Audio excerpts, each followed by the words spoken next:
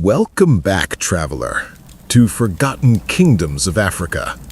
Here, we ask the questions that history forgot to answer, the kind that live between fact and myth, buried beneath time and dust.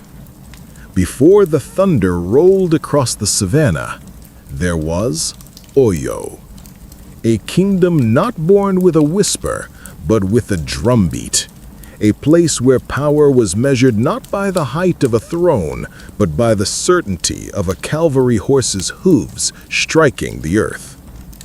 And trust me, the earth remembered. Scene 1.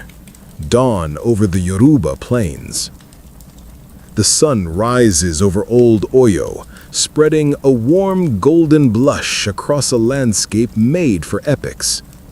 Tall grasses ripple like the embroidered hems of Yoruba cloth.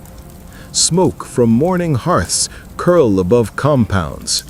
Roosters make their final arguments for why 5 a.m. is a perfectly reasonable hour to rise. And then, the sound. Gangan, the talking drum. Its voice rolls across the plains in a confident rhythm, speaking a language older than any empire, older than the Alafins themselves. A language that says, "Wake up, history is stretching its legs." You see, Oyo was not like the others. If the kingdoms of West Africa were a chessboard, Oyo was the player who showed up with their own pieces carved in black iron and palm wood, and insisted on changing the rules. Scene 2. Enter the Alafin. Now, in case you're new here, the Alafin of Oyo was not your average monarch. He wasn't a king, he was the king, the one whose title meant owner of the palace, which in old Yoruba context may as well have meant owner of the time, weather, and political oxygen. He ruled from the sprawling city of Oyo Ile, a place where earth walls stood thick as determination, and the palace complex sprawled so widely it deserved its own public transportation. This court was a carefully tuned machine, complete with a council that could correct him, challenge him, or on very rare, very dramatic days, hand him an empty calabash as a polite suggestion that he should, resign permanently. Checks and balances, African edition. We invented the thing. But Oyo wasn't powerful just because the king said so. It was powerful because the entire system was designed like a talking drum orchestra, each part playing its rhythm, each part correcting the other. The Oyo Messi, 7 nobles whose political wisdom was so sharp it could slice a yam before you blinked. The Ogboni, earth priests, spiritual jurists, guardians of sacred law. The Are Onakakanfo, the harsh, unbending general whose job was to win or die trying, no retirement package included.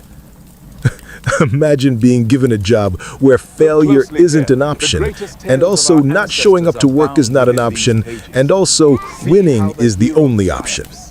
Congratulations. You are now the Are Onakakanfo. Together, these groups made Oyo one of the most politically balanced powers in pre-colonial Africa. Not balanced like a peaceful meditation retreat, balanced like a knife standing on its tip, yet somehow refusing to fall. Scene 4. Culture under the sun. But politics alone does not forge an empire. Culture does.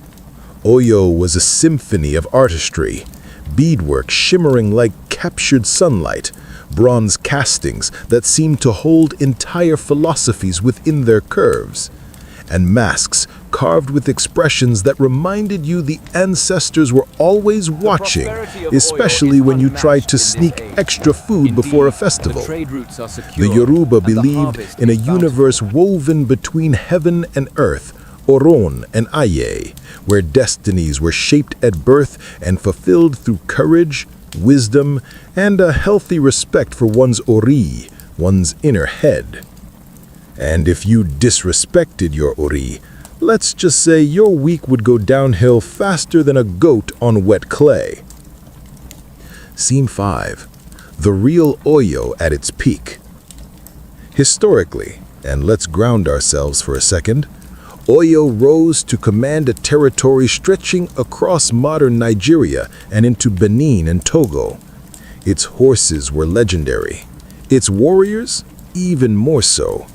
By the 1600s, Oyo was the dominant power of the forest Savannah belt, controlling trade routes, paying attention to diplomacy, and occasionally reminding neighbors, we are peaceful people, but we ride fast.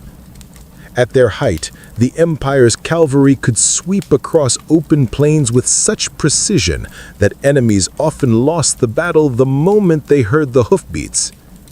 But what if the hoofbeats never stopped? What if instead of the historical setbacks, internal tension, economic pressure, and the Atlantic slave trade disaster, the Oyo Empire had made a different choice?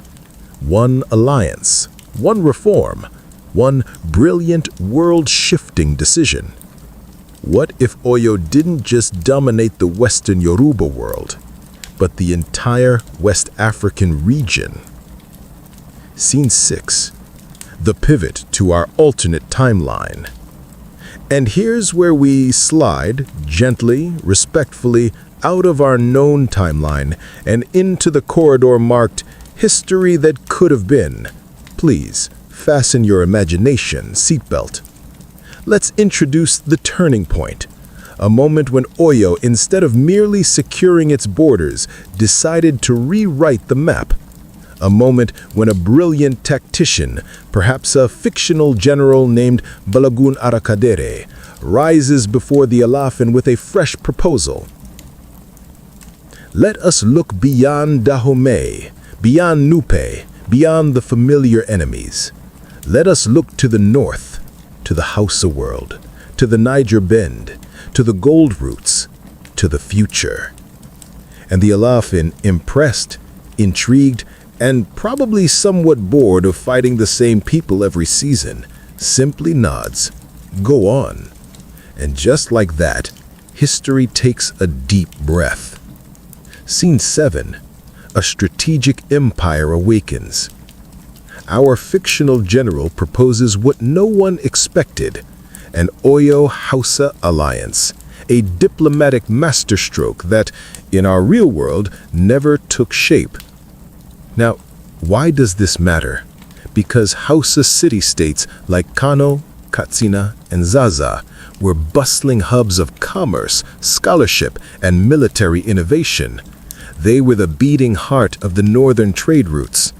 If Oyo links with the Hausa, suddenly the empire has access to trans-Saharan gold routes, vast cavalry resources, ironworking centers, scholarly networks, diplomatic pathways stretching all the way to the fringes of the Sahara.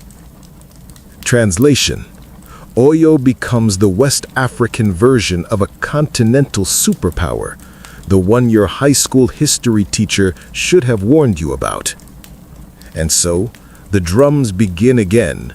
Not the drums of festival, not the drums of warning, but the drums of ambition.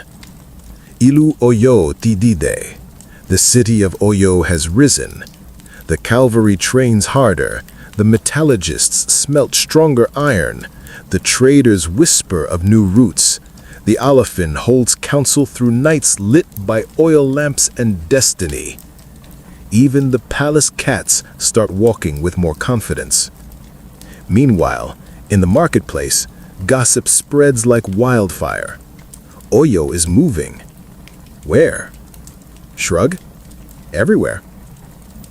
And for the first time, people across the western savannah begin to imagine an Africa united not through colonizers, not through external force, but through Yoruba diplomacy, military precision, and cultural magnetism.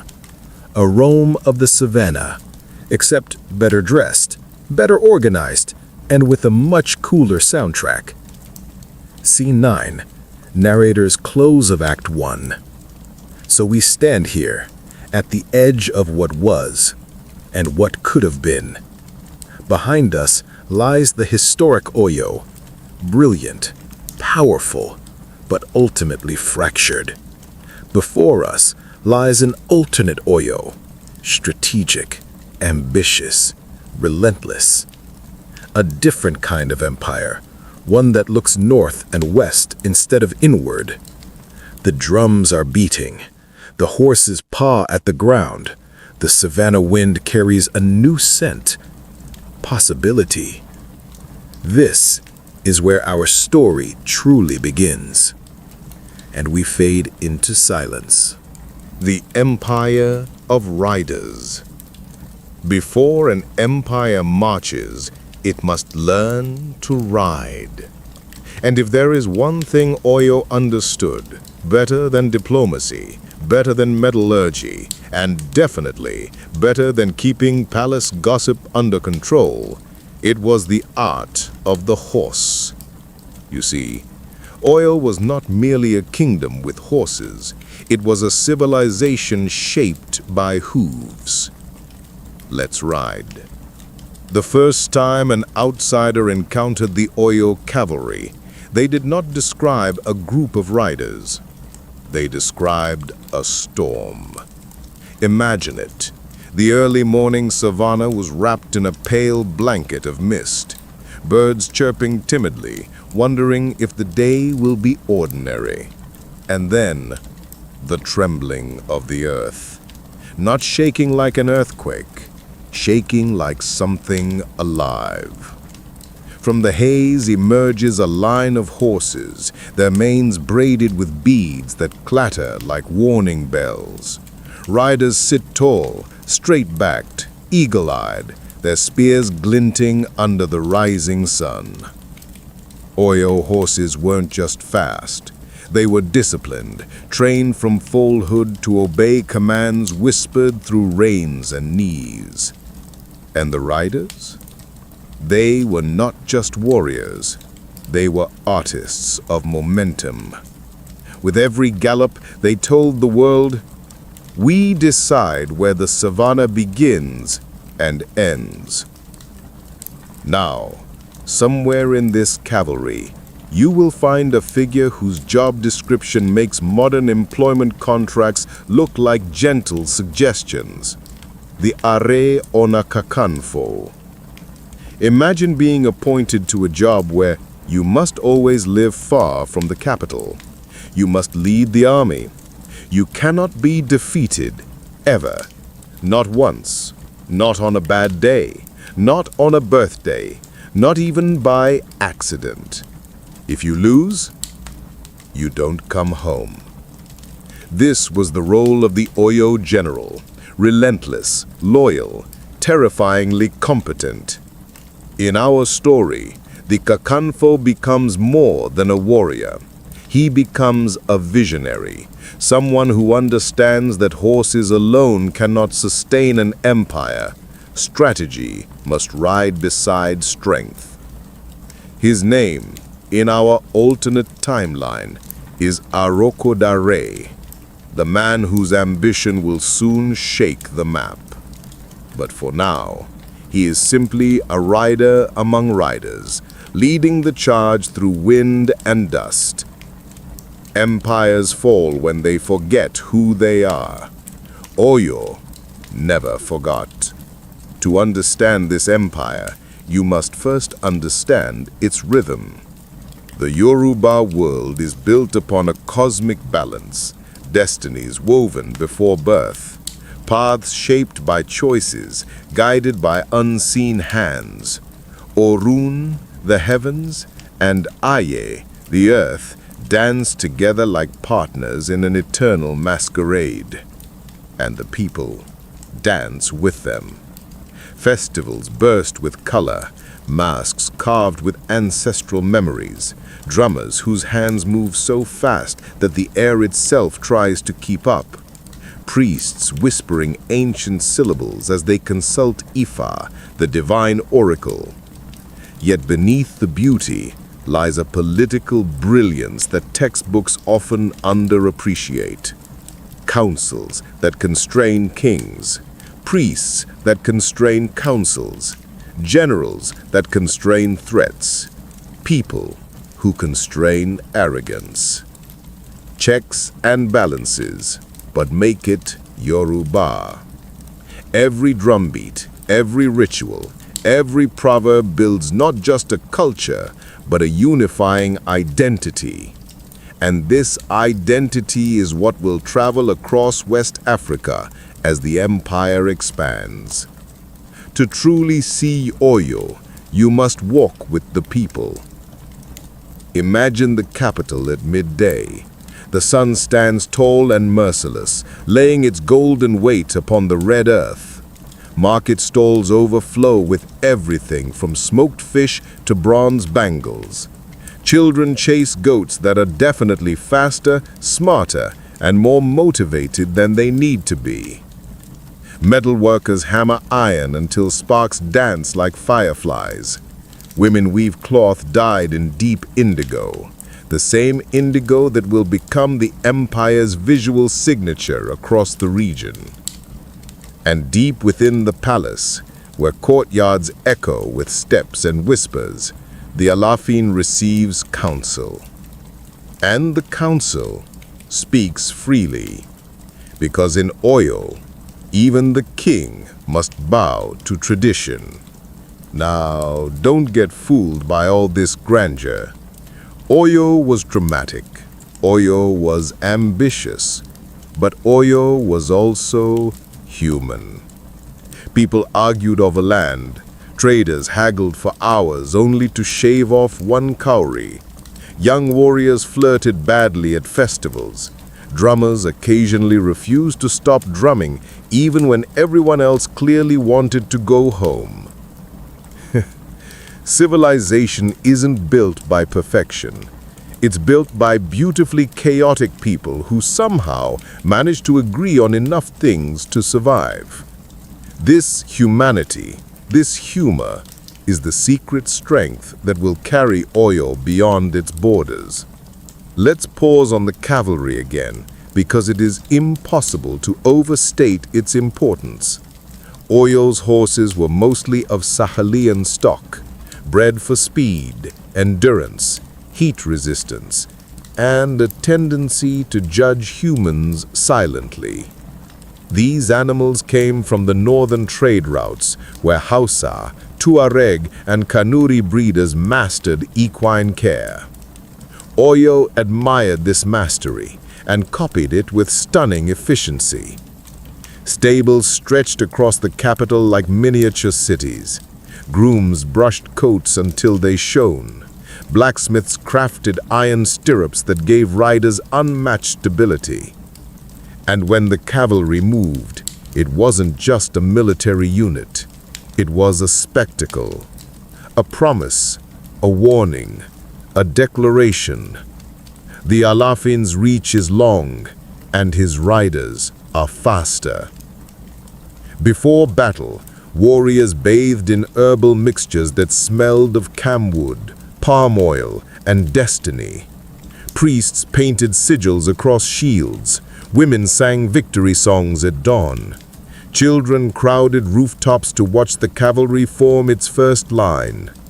But beyond the rituals was a strategic intelligence rarely emphasized in mainstream history.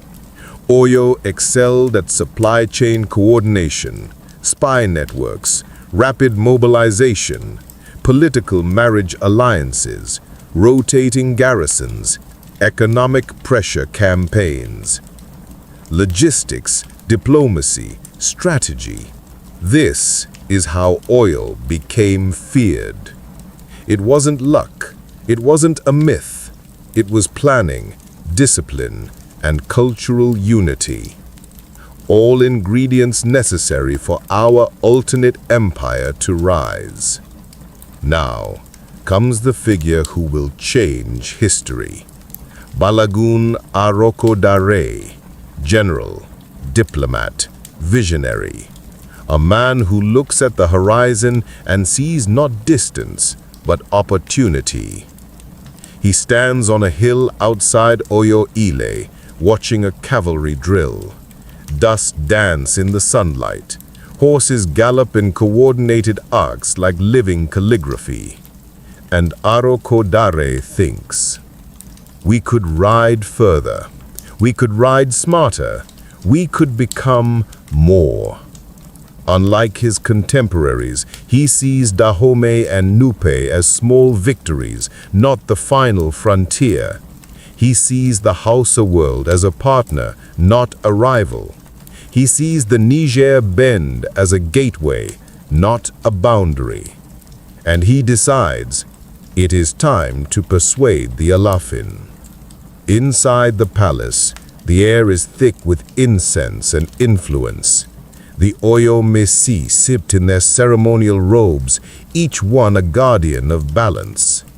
The Alafin sits upright, expression unreadable.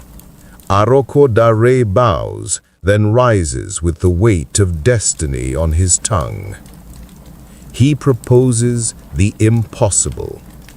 Alliances with Hausa city-states, joint cavalry regiments, trans-Saharan trade partnerships, diplomatic marriages, coordinated expansion westward, a unified Savannah defense network. The council stirs, whispers weave between pillars, but the Alafin raises his hand for silence. He sees the future in Arokodare's eyes, the turning point. Every great empire has a moment when its fate shifts, not with an earthquake, not with a meteor, but with an idea. And Oyo's idea, the one that would shake the savannah, redraw the map, and make future historians sweat, begins here, with one general, one breath, one proposal. This is the turning point. The palace of Oyo Ile is unusually silent. The clay walls soak in the heat like old bones. Palm fronds sway lazily in the courtyard. The royal guards, stoic, bronze-girded, expressionless, pretend they are not interested in the unfolding drama. Spoiler, they're very interested. Inside, Balogun Arokodare stands before the Alafin and the Oyo Messi. He has spent months preparing his plan, years observing the cracks in the world, and a lifetime dreaming beyond the horizon. His voice is low, steady, dangerously composed. Great Alafin, if Oyo is to rise higher, we must ride farther. A ripple passes through the council. One noble raises a brow. Another taps his staff against the ground, a subtle warning. The Ogboni observer narrows his eyes, sensing destiny spiraling in the air. Arokodare continues. The west, the north, the trade routes, the rivers and the gold fields. They wait, and they will not wait forever. You could have cut the tension with a dull spoon. Arokodare lays out his case. Dahomey, already subdued. Nupe, temporarily loyal but unpredictable. Ekiti, Igbomina, Ijesha, within influence. But the Hausa states, the Niger Bend, the Sahelian trade arteries? That was where the future lived. He argues that aligning with Kano, Zazao, and Katsina would give Oyo access to the northern cavalry breeding networks, shared military innovations, connections to Timbuktu scholarship, influence over the gold and salt routes, leverage against Europeans on the coast, and a continental diplomacy network that could rival empires long gone. The Oyo Messi listens, some intrigued, some skeptical, some thinking, I didn't sign up for continental politics, I just wanted a quiet job with fancy clothes. But Arokodare does not flinch. he delivers the line that becomes legend. If Oyo does not move now, others will. And when they do, they will not stop at our borders. Look, nothing motivates a council like the thought of someone else getting powerful first. The Allah often sits like a carved statue, still, unblinking, unreadable. The room waits. The talking drum beside him beats a slow pattern. Is this the moment? Is this the moment? Is this the moment? Finally, the king speaks. Arokodare, you will ride, and Oyo will ride with you. Gasps, whispers. A guard drops his spear quietly, hoping no one heard. And with that single sentence, our timeline fractures. History exhales. The alternate future awakens. Within weeks, Arokodare leads a diplomatic cavalry unit northward. They ride across open plains, through forests, across river valleys, into the wide sandy roads of the Hausa world. Kano's walls shimmer in the heat. High, red, impressive. The emir receives Oyo's delegation with cautious respect. Arokodare speaks first. We come not as conquerors. We come as partners. The emir is intrigued. Two cavalry civilizations, trading tactics instead of spears. That's like two lions agreeing to share a watering hole. Meetings stretch for days. Oyo's diplomats negotiate trade rights, shared garrisons, and military technology exchanges. Artisans compare armor. Scholars exchange manuscripts. Horses are inspected like precious artifacts. By nightfall, the deal is sealed. Oyo and Kano become allies. A partnership history never saw, and the world will never forget. After Kano comes Zazao, then Katsina, then Gobir. Each alliance strengthens Oyo's reach. Soon, the Yoruba Empire and the Hausa states craft a Savannah confederation, a loose but powerful coalition designed to secure trade routes, coordinate cavalry deployments, share intelligence, adopt new battlefield tactics, and control the flow of gold from the Niger Bend.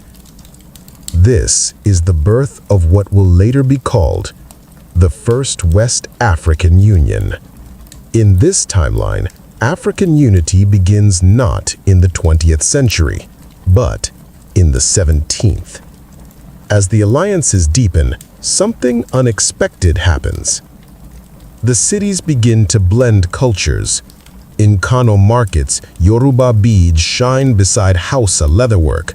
Katsina scholars begin studying Ifa verses. Oyo riders braid their horses' manes in Sahelian patterns. Fulani herders teach new grazing strategies. A hybrid cultural sphere emerges, strong, diverse, brilliant. Amused, they even argue in multiple languages at once, a true sign of diplomacy. Across the plains, the kingdom of Dahomey hears the news and reacts in three distinct phases: confusion, mild indignation. Oh no, not again. They send envoys to observe. What they witness terrifies and fascinates them. Oyo cavalry drilling with Hausa lancers, combined units practicing shock flanking, joint markets booming, trade caravans guarded by multi-ethnic forces, and Oyo's political influence radiating outward like wildfire. One Dahomey official mutters, "Great, Oyo has gone continental." They are not wrong. Meanwhile, Europeans along the coast, including the Portuguese, Dutch, and English, hear rumors. They recheck their maps twice, 3 times. An African coalition? A cavalry alliance? Coordinated trade control? Playful narrator. This is the part where their diaries get very anxious. Oyo's expansion threatens their coastal trade strategies. An Oyo-Hausa union could control inland routes, limit coastal dependence, and, worst of all, negotiate as a bloc rather than fragmented kingdoms. European traders send messengers. We request clarification. Oyo responds politely. We request better prices. Diplomacy, Yoruba edition. With Oyo rising and alliances forming, Arokodare presents his final proposal. Let us move west, the Gold Coast, the Niger Bend, the kingdoms of the interior. Their riches flow outward. They must flow through us. This is it. This is the moment the empire decides whether to remain a regional hegemon or become a continental force. In our alternate timeline, the Alaafin answers, "Ride," and the drums begin. Not the rhythms of tradition, not the drums of war, but the drums of transformation. A sound the Savannah has never heard. A sound that will remake West Africa. Oyo moves. So, this is the turning point. The divergence. The moment a civilization looks at the horizon and decides, we will no longer be contained. Oyo is no longer a kingdom, no longer just a regional power. It is now a rising superstate, one alliance away from becoming the Rome of the Savannah. And the world is watching. Act 4 awaits, where the thunder of hoofs shakes the western forests and Oyo's ambition lights the path to destiny. The Western March. Empires breathe. Some inhale the world, others exhale influence. But Oyo begins to run. Not walk, not glide, run westward with the certainty of a civilization discovering its final form. And West Africa? It's about to feel the hoofbeats. Scene 1, Dawn of the March. The sun rises over Oyoile, bathing the red walls in molten gold. War drums rumble like distant thunder. Horses snort impatiently. Riders tighten reins and adjust charms tied around their wrists.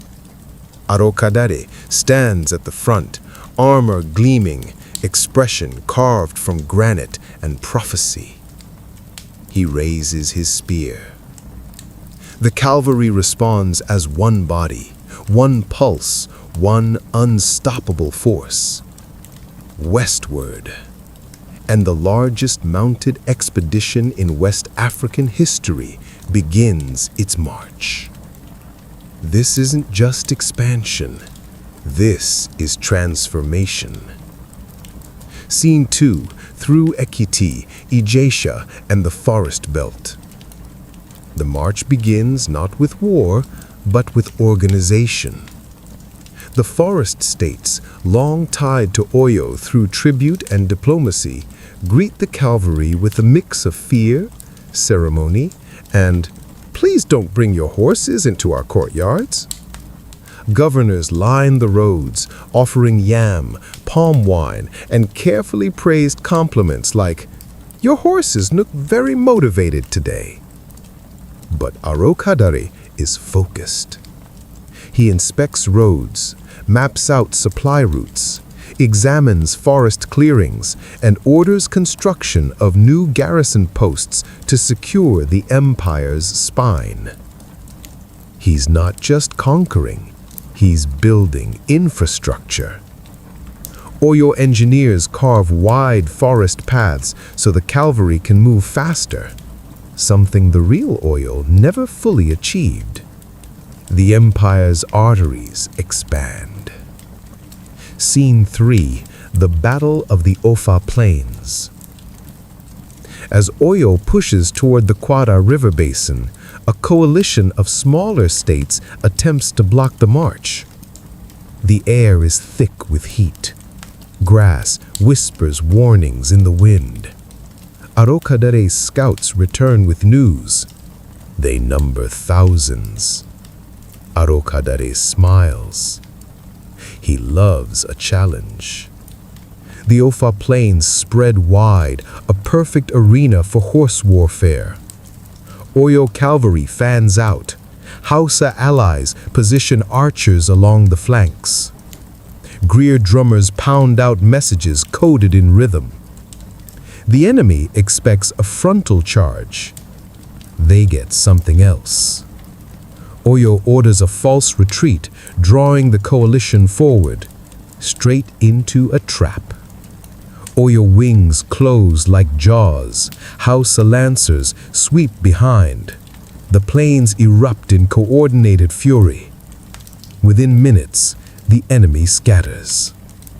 Arokadare rides to the center of the field, plants his spear and says, "Let the West know Oyo is coming." And the West hears. Scene 4. Arrival at the Niger River. Nothing prepares the cavalry for the sight of the Niger. A golden serpent shimmering beneath the sun, wide enough to swallow whole regiments. Its banks are alive with fishermen, traders, storytellers, and history itself. Arokadare gazes at it with reverence. If we control the river, we control the heartbeat of the continent. Bridges are built, ferry routes secured, riverine allies recruited. The Niger becomes Oyo's new spine, a highway of power. Scene 5. The Gold Coast Kingdoms, diplomacy in motion. Oyo rides further southwest, entering the orbit of the Akan states, Ashanti, Fante, Achiem, Denkira. These are not small kingdoms. These are powerful, iron-willed states with heavy infantry, gold wealth, diplomatic sophistication, and a history of dealing with Europeans on the coast. The Ashanti envoy meets Arokadare with a gaze sharp enough to slice kola nuts. Why does Oyo come? Arokadare answers with the confidence of a man who knows he rides with destiny. Trade, partnership, and the strength of unity. He lies beautifully. Ashanti listens, weighs, considers. And in this alternate timeline, instead of rivalry, they ally. Because oil does something unexpected. It offers protection against encroaching coastal European companies, and the Akan states, long wary of European ambitions, accept. The pact is sealed with gold dust sprinkled on symbolic stools, braided cloth exchanged, and drums beaten in shared rhythm. For the first time, Yoruba cavalry and Akan infantry stand under one banner. A West African alliance nobody saw coming. Scene 6. Europeans recalculate. Back on the coast, European traders notice something alarming. The inland kingdoms are no longer competing, they're coordinating. Portuguese letters describe it as a disturbing consolidation. Dutch traders write, Oyo cavalry sighted near the coast. This is unexpected. English factors send frantic reports. If these alliances continue, our leverage may reduce. Yes, it will. Oyo is building something the Europeans never accounted for. a continental power with stability, coordination, and mobility. Scene 7. The march towards Mali's old shadow. Westward still, Oyo pushes toward the remnants of old Mali influence. Towns shaped by centuries of Mande traders, Sahelian scholars, and gold caravans. Jine, Segu, Bend of the Niger towns. These places remember empires. They recognize when another rises. Oyo sends envoys. Some resist, some welcome, some negotiate. One Mande elder remarks, "We have seen empires before, but not one that rides like the wind." Oyo learns from them. River navigation, long-distance merchant networks, gold taxation systems, Sahelian agricultural strategies. A fusion culture starts to form. Yoruba drummers in Sahelian caravans, Mande leather armor on Oyo riders, Hausa scholars teaching in new Oyo garrisons, Akan gold traders opening routes through Yoruba territory. An empire is being stitched together, not by steel, but by synergy. Scene 8. Oyo establishes the Western governorships. To manage its new territories, Oyo creates the Western province of Mande Oyo, centered near the Niger Bend, the southern province of Oyo Akanbia, merging Yoruba Akan spheres, the middle Niger administrative belt, bridging Hausa Oyo cultures. Governors titled Ajele Odo Osi are placed at major trade intersections. The capital Oyuile grows richer. New roads cut through forests. Fortified posts sprout like ambitious anthills. Market cities explode with diversity. Oyo is becoming a system, not just a kingdom. C9. Arokadare's vision deepens. As he surveys the Niger Bend, he kneels by the river. His hands touch the water. Whispered, "This river is the future, if only we hold it."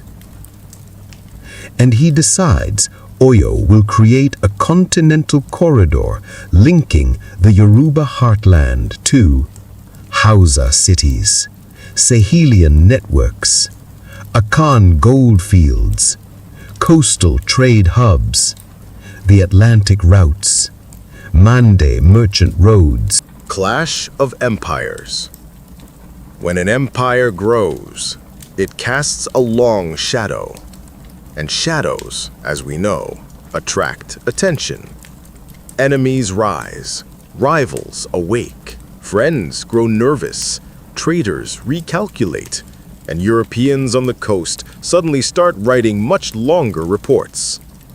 This is the age when Oyo must prove that expansion is not the same as stability, and a continental empire must face the storms it once outran. The remnants of the old Songhai Empire linger along the Niger Bend like ghosts refusing to leave the stage. Small kingdoms, scattered militias, Sahelian warlords who still carry the pride of their ancestors like a shield. When they hear of Oyo's expansion, opinions divide. Some call Oyo a threat. Some call it an opportunity. Some call it the new Mali. One particularly dramatic elder calls it the horse that will drink the world. He may have been exaggerating slightly, but Arokadare doesn't underestimate them.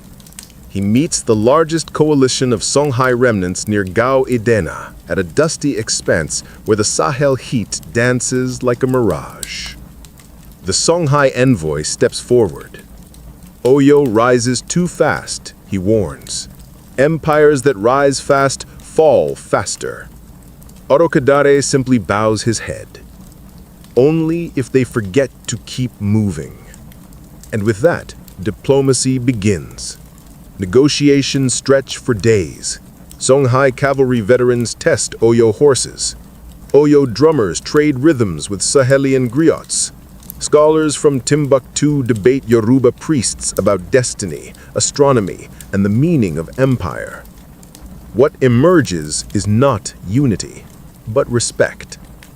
Songhai agrees to grant Oyo access to trans-Saharan routes, shared desert navigation knowledge, open channels for Sahelian merchants, form a defensive pact against desert raiders. In exchange, Oyo promises protection for Sahelian trade towns, cavalry support, incorporation of Songhai officers into Oyo's command system, religious protection, annual diplomatic gifts. In our alternate timeline, two giants shake hands, where history saw only decline. The Tuareg confederations of the Sahara do what they always do when an empire rises. They test it. Caravans vanish, scouts go missing, trade routes flicker like candle flames in the wind. Oyo sends envoys, Tuaregs send warnings, tension rises like heat. Finally, a meeting occurs at Ingal, an ancient salt route hub. The Tuareg leader, wrapped in indigo cloth, speaks softly. You control the rivers, we control the sand. If either controls both, the world shifts. Orokadare nods. He knows they are not wrong. In this alternate world, Oyo chooses cooperation. They propose protected oasis routes, shared taxation, joint patrols, non-aggression pacts, camel cavalry training exchanges. The Tuareg consider and accept. Rare, powerful, and a game changer. Now Oyo holds not only the Niger, but the desert veins that lead to North Africa. This is continental diplomacy at its finest. But while Oyo builds alliances inland, the coast is changing. Ships multiply, gunpowder trickles inland. Portuguese muskets arrive in crates adorned with carved crosses. Dutch cannons appear in Akan fortresses. English traders offer firearms at generous exchange rates, meaning not generous at all. If capitalism had a smell, it would be whatever was wafting from those European ships. But Oyo sees the writing on the wall. Orokadare orders the creation of the first Oyo Gun Corps, modeled after Hausa musketeer units, Moroccan arquebusier tactics, Ottoman janissary tactics, Songhai river artillery techniques, and a sprinkle of Yoruba innovation. Recruits trained beside cavalry units, practicing volley fire, rotating formations, defensive squares, ambush tactics, and mounted gun coordination. The empire enters a new era. The age of the spear is not over, but the age of gunpowder has begun. Oyo's expansion reaches the coast near the Cross River Basin, a region where European forts dot the shoreline like invasive barnacles. One particular fort, Fort Atimbo, becomes the flashpoint. The Dutch, feeling territorial, warn, turn back, or face maritime consequences. The Dutch are about to learn that maritime consequences go both ways. Oyo's combined force includes Akan infantry, Oyo cavalry, Hausa archers, Songhai advisors, Tuareg scouts, riverine allies with dugout war canoes.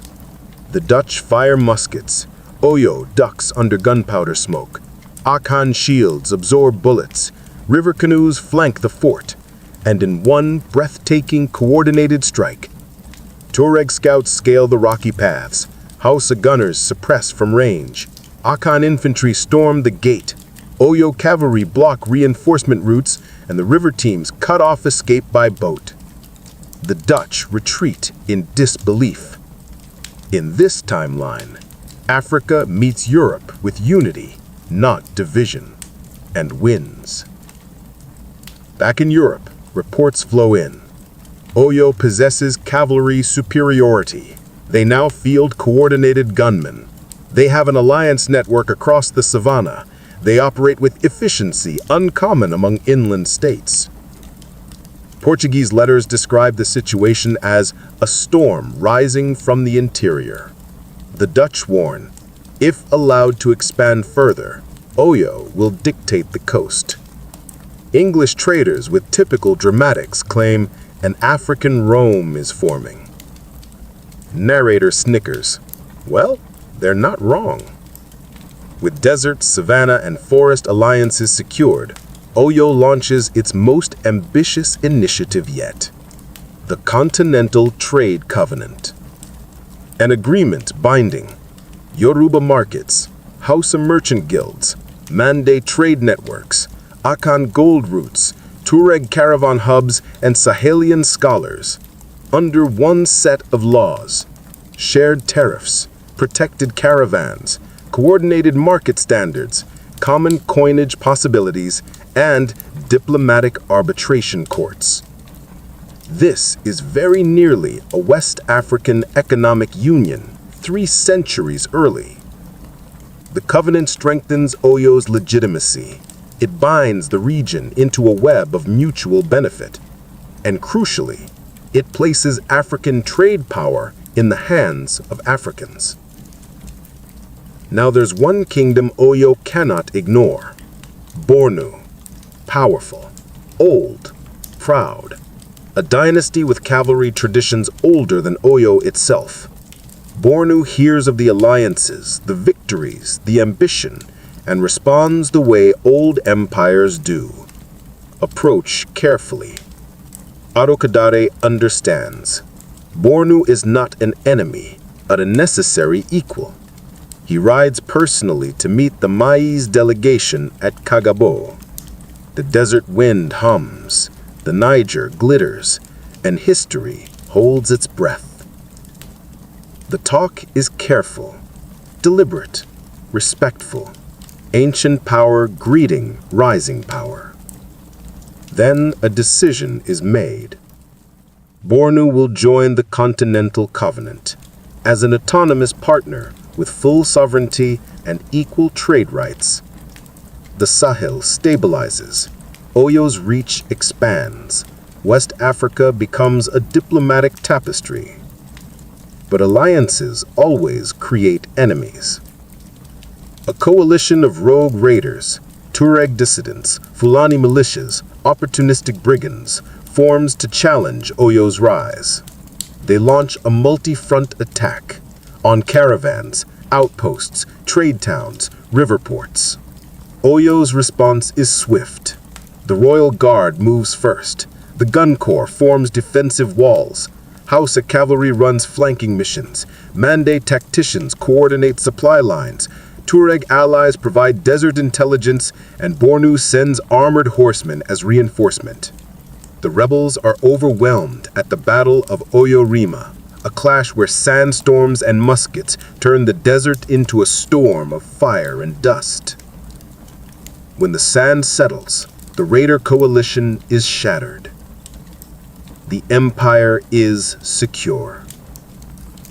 Now Oyo stands at its true crossroads, surrounded by allies, strengthened by gunpowder, respected by rivals, feared by Europeans, admired by scholars, connected from the coast to the dunes.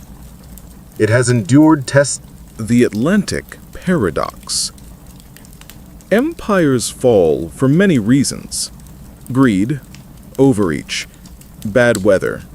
That's one general who thinks he's smarter than the king. But in West Africa, there is a particular storm that shadows all history. A tide so powerful it altered destinies across oceans. The Atlantic slave trade. In our world, it has devastated societies, shattered kingdoms, fueled European expansion, and reshaped the world at immeasurable cost. But in this alternate timeline, Oyo, chooses differently, and the Atlantic chooses differently too. The Gulf of Guinea glitters under a merciless sun. European forts stud the shoreline like iron teeth. Ships rock on the waves, their flags fluttering with promises of trade that hides unspeakable horrors below deck. Traders shout, chains rattle, the air is thick with salt, sweat, and sorrow. Oyo's scouts observe everything from the shadow of palm trees. The empire has conquered inland, unified alliances, outmaneuvered rivals. But here, at the Atlantic, it confronts the greatest challenge of all. How do you protect your people when the ocean itself is a weapon? Aroko Dare stands on a cliff overlooking the coast, watching ships bob like predators waiting for prey. He turns to his council. We will not bow to this tide. And with that, Oyo's Atlantic policy is born. In the capital, the Alafan gathers his advisors, historians, priests, merchants, cavalry officers, coastal governors, foreign ambassadors. The decree he issues is unprecedented. No free person within the territories of Oyo shall be sold across the sea. And then, even more boldly, those taken from allied lands shall be protected, not traded. Europeans choke on their tea. Coastal brokers reconsider their life choices. And West Africa witnesses an empire taking a stand not for profit, but for principle. This decision changes everything. The first European response arrives swiftly. A Portuguese factor marches into the Oyo coastal outpost at Atimbo, armed with a contract the size of a small scroll library. Guns, he declares, silver, cloth, trade goods, all in exchange for the usual cargo. Aroko Dare's coastal commander, a stern woman named Ielode Fowasere, replies coolly, "We no longer trade in human lives." The Portuguese stare, stunned. No, everyone trades slaves. It is how the world works. The Portuguese are about to receive the most Yoruba answer possible. Fowasere smiles. Then the world is overdue for a change. She returns the contract without touching it. Negotiations end. Europe accepts nothing. Oyo accepts even less. The empire realizes that to challenge European ships, it will need ships of its own. This is where history diverges dramatically. Oyo begins construction of long-distance canoes, shallow-water warboats, coastal patrol vessels, hybrid sail paddle ships, and the first generation of Oyo naval craft. Shipwrights from Aija lands, Ilaje Lagoon coasts, Ogu Egun maritime communities, Akan Gold Coast ports all bring their knowledge. Engineers from Hausa land adapt caravans' logistical systems to fleet management. Mande merchants finance docks. Tuareg navigators explain currents. Bornu metalworkers forge anchors and bolts. The shipyards of Oyo Akanbia roar with industry. Africa prepares to meet the ocean on its own terms. The Dutch attempt to blockade Oyo's new coastal outpost, a preventative strike to keep the empire landlocked. Bad idea. At dawn, the Dutch ships approach a narrow bay flanked by cliffs. Fog blankets the water. Birds circle restlessly overhead. Suddenly, the silence breaks. Oyo boats glide out of the mist, dozens of them, low, fast, and perfectly synchronized. Archers release flaming arrows.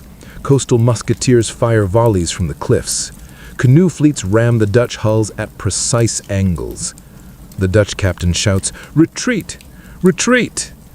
The Oyo Navy surges forward, fanning out like a giant manta ray.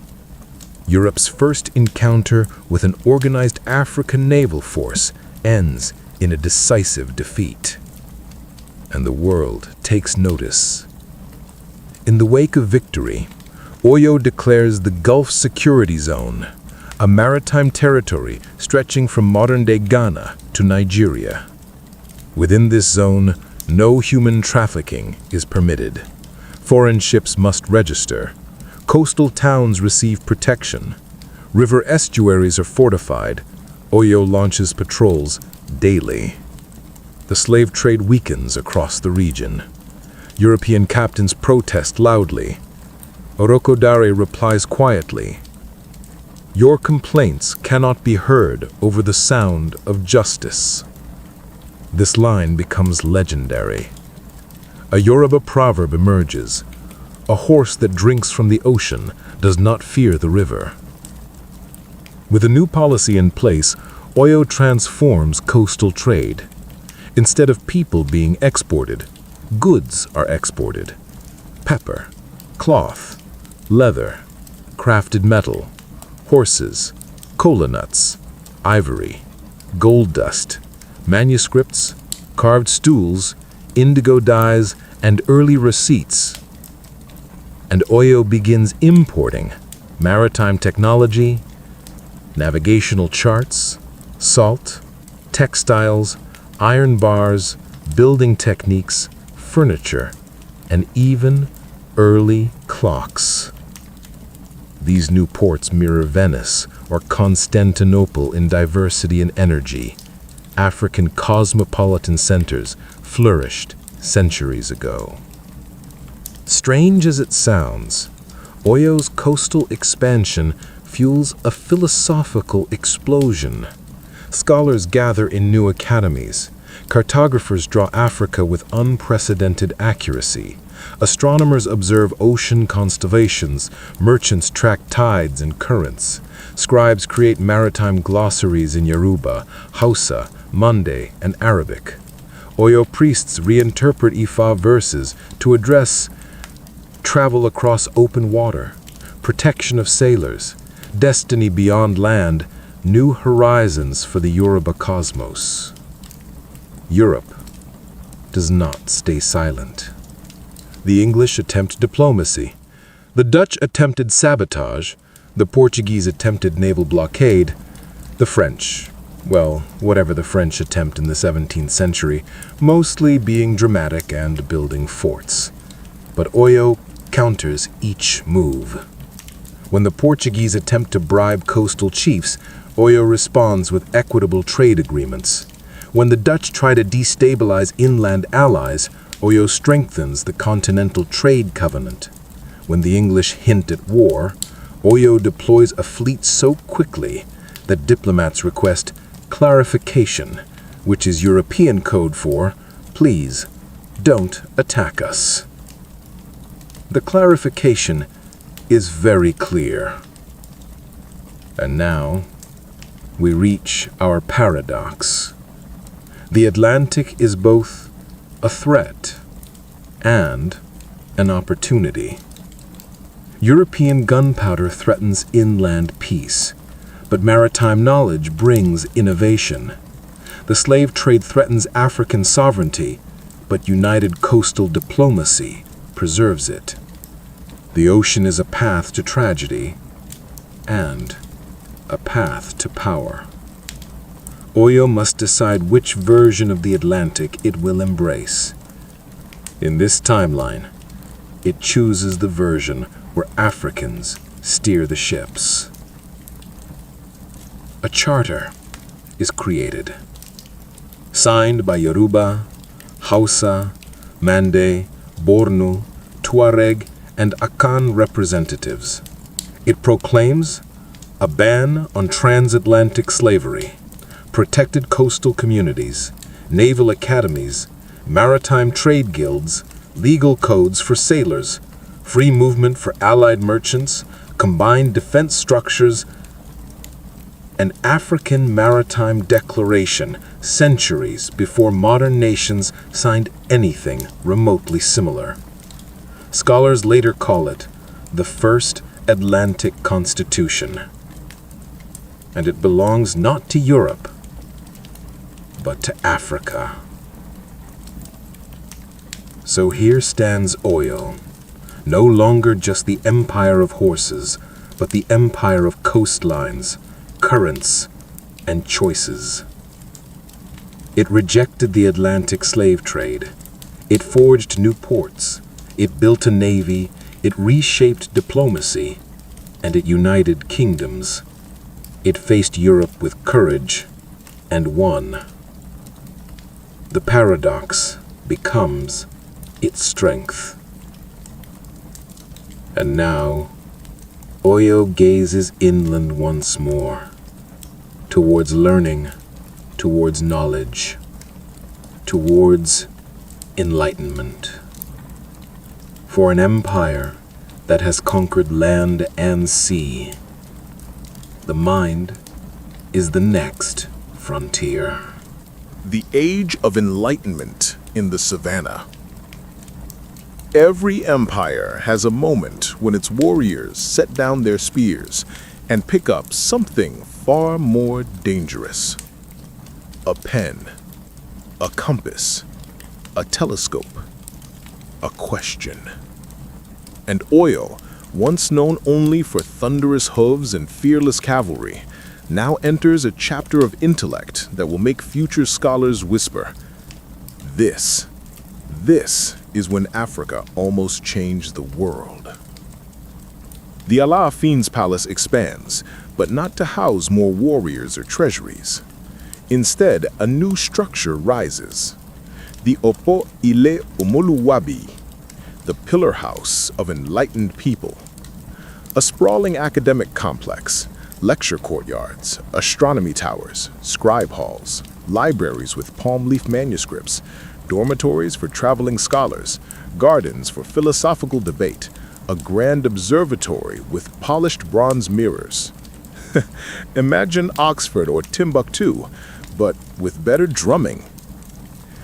Inside, Yoruba, Hausa, Mande, Bornu, Tuareg, and Akan philosophers debate everything from the nature of destiny to the ethics of trade, to whether horses have emotional opinions about humans, to the geometry of river currents, to the symbolic meaning of thunder. Knowledge flows like the Niger at high tide. On clear nights, the Academy's observation towers glow with lamplight. Astronomers study the Dogon sky charts, Hausa celestial navigation methods, Mande star lore, Yoruba Orisha cosmology, North African astrolabe techniques. A young Yoruba scholar, Olasunkanmi, points his bronze pointer skyward and whispers, "Look, the stars are not just stories, they are maps." He charts planetary motions with startling accuracy. His diagrams merge Yoruba cosmology with empirical astronomy. These records, in our alternate timeline, become foundational for early navigation, calendar reform, coastal voyages, agricultural planning, and philosophical cosmology. A scholar writes, Ifa speaks of patterns. Astronomy reveals them. The heavens and the earth begin to align. Oyo establishes a government institution unheard of in West Africa, Egbe Omuluwabi Ti Imo, the Society of Noble Knowledge.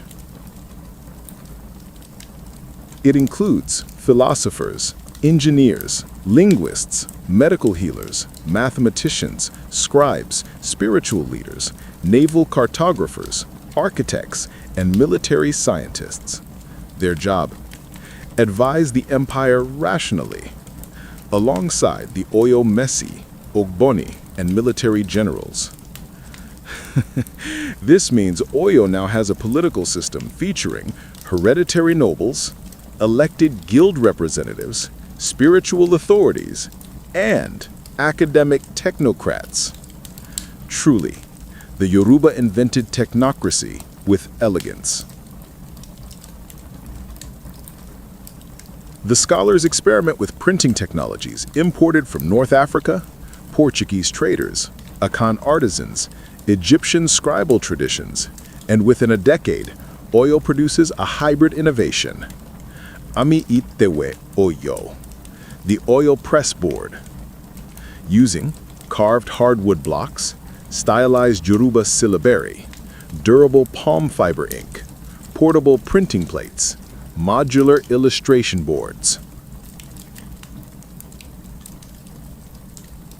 Suddenly, Ifa verses can be printed, trade laws distributed, maps duplicated, mathematical tables reproduced, books sold in markets, naval manuals standardized. The written word becomes an economic product and an intellectual catalyst. Mathematics in this era evolves rapidly. Monday merchant arithmetic merges with Yoruba counting systems.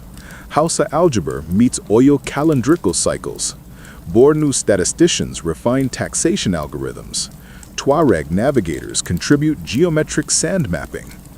Together, they produce what scholars later call the Savannah mathematical renaissance. Oyo mathematicians develop proto-calculus for speed and acceleration inspired by cavalry dynamics, optimized farming cycles, architectural load calculations, ocean current prediction charts, and early probability concepts for trade risks. One scholar remarks, if we understand patterns, we understand the world. Knowledge becomes strategy. Oyo's capital transforms dramatically. The empire builds stone observatories, multi-level libraries with geometric windows, river embankment towers, star-aligned temples, coastal beacons for naval navigation, monumental city gates carved with constellations, academies connected by colonnades. A new architectural style emerges. Fararaya, the house that listens to the universe, blending Yoruba, Hausa, and Sahelian elements. Roofs curve like waves. Walls are inscribed with proverbs. Columns represent the 16 principal Ifa divination figures. Courtyards echo like natural amplifiers. Oyo becomes not just a military empire, but a city of philosophy.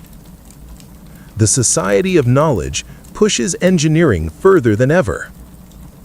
They develop reinforced horse armor, improved stirrup mechanics, wind measuring devices for ships, lever and pulley systems for lifting stone, early hydraulic pumps for irrigation, advanced smelting furnaces, canal lock prototypes.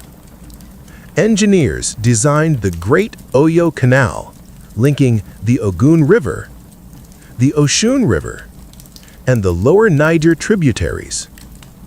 This canal becomes a trade artery, a defensive moat, and a symbol of empire-wide integration. Oyo builds what Egypt envisioned, but for the Savannah. Oyo's herbalists collaborate with Mande healers, Hausa pharmacologists, Tuareg desert remedy experts, coastal botanists. Together, they catalog 1,000+ medicinal plants, venom antidotes, antiseptic herbs, malaria remedies, surgical techniques, midwifery methods. A medical college forms within the academy. They create standardized herbal dosages, anatomical diagrams, sterilization rituals, metal surgical tools, public health edicts for major cities. If this medical system had existed historically, millions might have lived who were lost to preventable illness. At the philosophical heart of the Enlightenment lies a question that fascinates scholars. Does an empire rise because destiny demands it, or because people choose it? Yoruba Orun Aye cosmology suggests destiny shapes paths. Mande philosophy emphasizes communal will. Hausa scholars propose divine-guided agency. Bornu theorists explore predestination through Islamic perspectives. And Oyo's intellectuals do what scholars do best. They argue for hours, sometimes days, occasionally with snacks. One philosopher states, "Destiny is the drum rhythm, but free will is the dancer." Another counter, "A river flows where it must, yet the canoe chooses its course." These debates filter into law, military strategy, maritime navigation, governance reform, literature, even daily conversation. Oyo becomes a world where citizens ask deep questions at the marketplace. A sure sign of enlightenment is when your fish merchant casually quotes philosophy. Oyo's printing revolution produces poetry collections, moral tales, scientific treatises, histories of kingdoms, naval epics, philosophical dialogues, theater scripts, diplomatic manuals. Storytellers adapt Ifa lore into stage performances. Akan dramatists introduce gold-masked actors. Hausa poets craft sophisticated Ajami, Arabic script, verses. Mande griots turn mathematical achievements into heroic ballads. Oyo's libraries swell. Knowledge becomes entertainment, and entertainment becomes knowledge. Oyo's coastal policies create tension within academic circles. Scholars gather for a monumental debate. Can an empire survive prosperity without exploiting others? Yoruba philosophers argue, dignity is the foundation of civilization. Exploitation corrupts destiny. Hausa jurists argue, justice ensures stability. Alliance demands morality. Mande historians warn, empires fall when greed exceeds wisdom.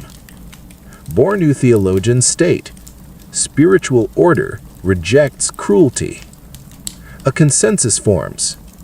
A great empire must uplift, not consume. This debate leads to the Oyo Social Code, a written declaration of human rights, trade ethics, legal protections, educational access, and class mobility. A vision centuries ahead of its time. So here stands Oyo, not just a conqueror, not just a diplomat, not just a naval power, but a civilization of thought. A place where stars guide science, rivers guide engineering, philosophy guides law, printing guides memory, debate guides justice, and culture guides identity. The empire has conquered land, ocean, knowledge, and itself. It is a beacon, a wonder, a possibility. But empires do not last forever. And now, Oyo must face the question no scholar can answer. How will this empire be remembered? The final act awaits. Legacy of the Alafin. Legacy of the Alafin. Every empire must one day look into the mirror of history. Some see triumph, some see tragedy, and some, the rarest of all, see responsibility. Oyo now stands at the height of its power. It has conquered frontiers of land, sea, and mind. It has forged alliances from the forest to the dunes. It has lifted knowledge to the heavens. It has outlawed a trade that crushed continents. And at the center of this storm of brilliance sits the Alafin, a king whose decisions in this alternate timeline did not simply change Oyo, they shifted the entire balance of West Africa. This is where we close the story. Not with war, not with drums, but with legacy. The Alafin sits on the veranda of his palace. The sun was setting behind him like a slow-moving comet. He is older now, his once iron posture softened by time.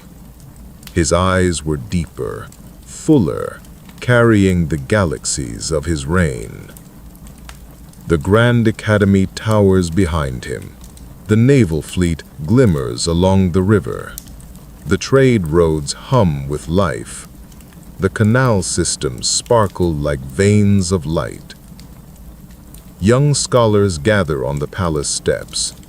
Engineers, scribes, philosophers, astronomers, reciting discoveries and debating ideas with the kind of enthusiasm that makes elders sigh with both pride and exhaustion. When an empire's biggest problem is the students debate too loudly, you know it's doing well. The Alafin listens to the murmurs of his capital. He hears the clatter of markets, the whistle of coastal winds, the distant drum rehearsing for a festival, the laughter of children, the scribbling of quills, the hammering of engineers, the chanting of priests, the training drills of cavalry units. Then his gaze drifts to the horizon. This is Oyo, and he smiles. Balogun Arokodari, now gray at the temples and heavy with memories, enters the palace courtyard.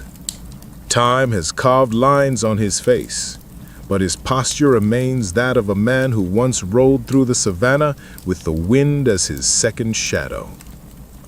He kneels before the Alafin, not out of obligation, but out of shared history.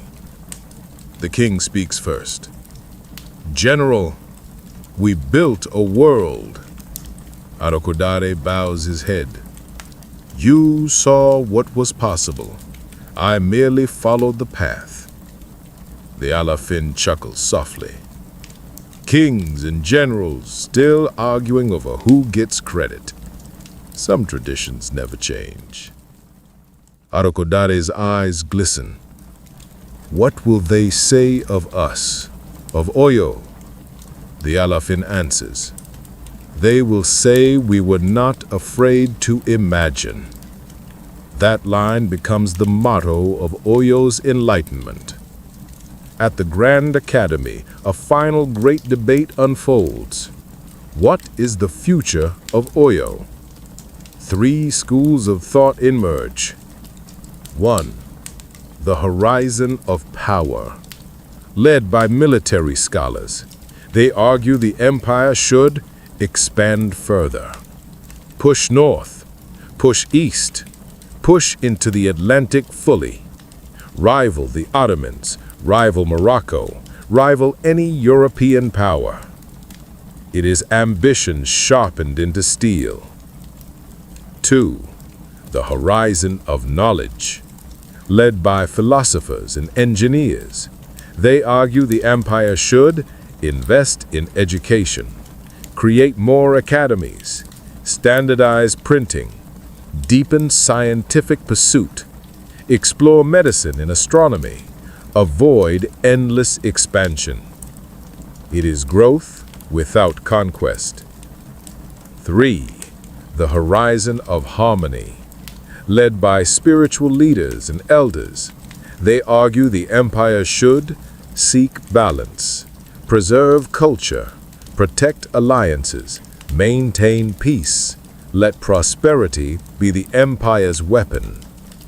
Wisdom shaped by history. The debate lasts 7 days. Drums accompany the arguments. Crowds gather. Merchants place bets. Children listen wide-eyed at the edges. At the end, a sage rises.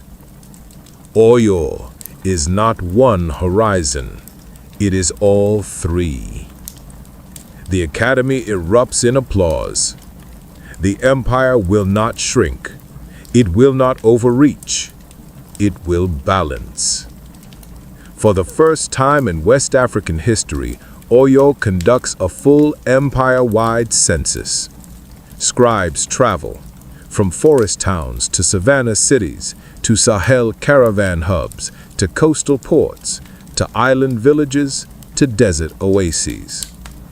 They record population, births, deaths, languages spoken, occupations, trade routes, livestock, crop yields, river levels, rainfall patterns, literacy rates, spiritual affiliations. This becomes the Codex of Oyo, a massive statistical, geographical, cultural, and spiritual record of the empire. In our timeline, such a document would have been a priceless window into a world long misrepresented. In this timeline, it becomes the backbone of administration. Word spreads beyond the continent. Ottoman envoys arrive to study the canal systems. Moroccan scholars come to trade astronomical charts. Egyptian scribes exchange papyrus for palm ink manuscripts. Portuguese diplomats carefully request peaceful coexistence. English observers write, astonished, "Never has a kingdom inland matched the organization of Europe thus." Some observers try to compare Oyo to Rome, others to Constantinople. Some insist it resembles the Ottomans, but the people of Oyo always respond, "We are ourselves." The king grows older. One day he calls for a horse, not a chariot, not a palanquin, a horse. He rides through the capital slowly, past the academies, past the shipyards, past the canal gates, past the market stalls, past the cavalry grounds, past the navy docks, past the astronomical tower. Citizens gather along the streets. Some cheer, some weep, some bow, some simply watch, silent, reverent, because they know what this ride means. The Alafin is saying farewell.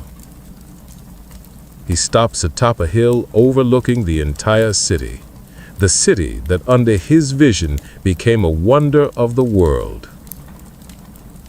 Oyo, shine beyond us. He returns to the palace, rests, and passes quietly into Orun, the Yoruba realm of ancestors. His reign ends.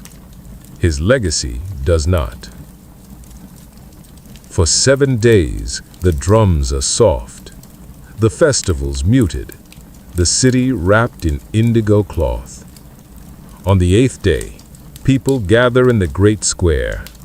Poets recite verses, scholars tell stories, soldiers perform ceremonial marches, naval fleets signal with drums over the river, astronomers light sky lanterns aligned with the constellations. A griot stands before the crowd. The Alafin is gone, but Oyo remains. His dream is our destiny. This is where we turn inward, beyond the empire, beyond the what-ifs, beyond the alternate timeline. The narrator asks, what does it mean to remember a kingdom, to honor a history, to imagine a world that could have been? For Africa, memory is power. It is reclamation. It is identity. It is the thunder beneath the soil and the drumbeat in the air. By imagining a better future in the past, we learn what was possible and what may still be. In our story, the empire hosts one final celebration, the Festival of Three Horizons, held annually to honor power, knowledge, and harmony. Citizens dance, scholars present research, sailors display new techniques, cavalry perform formations, merchants parade wares from across the continent, priests bless the people, astronomers unveil sky maps, artists erect giant wooden sculptures combining Yoruba, Hausa, Mande, Akan, and Bornu styles. Children shout, "Oyo forever!" Elders smile. Oyo endures. And perhaps, in another universe, it did. So here ends our journey. An Oyo that expanded not just across land, but across imagination. A kingdom that united West Africa, controlled the Niger, mastered the Atlantic, resisted the slave trade, built academies, mapped the stars, debated destiny, elevated justice, balanced power with wisdom. An Oyo that became the Rome of the Savannah, the Venice of the Gulf, the Athens of the forest, and the Alexandria of the Niger. But most of all, an Oyo that became the best version of itself. And what does this tell us? That Africa's stories were never small, never weak, never lacking in brilliance, only buried, only quieted, only waiting. Waiting for us to ask, what if? Waiting for us to imagine what could have been. Waiting for voices, filmmakers, thinkers, dreamers, to bring those stories back into the light. This is the legacy of the Alafin. This is the legacy of Oyo. This is the heartbeat of Africa's forgotten kingdoms.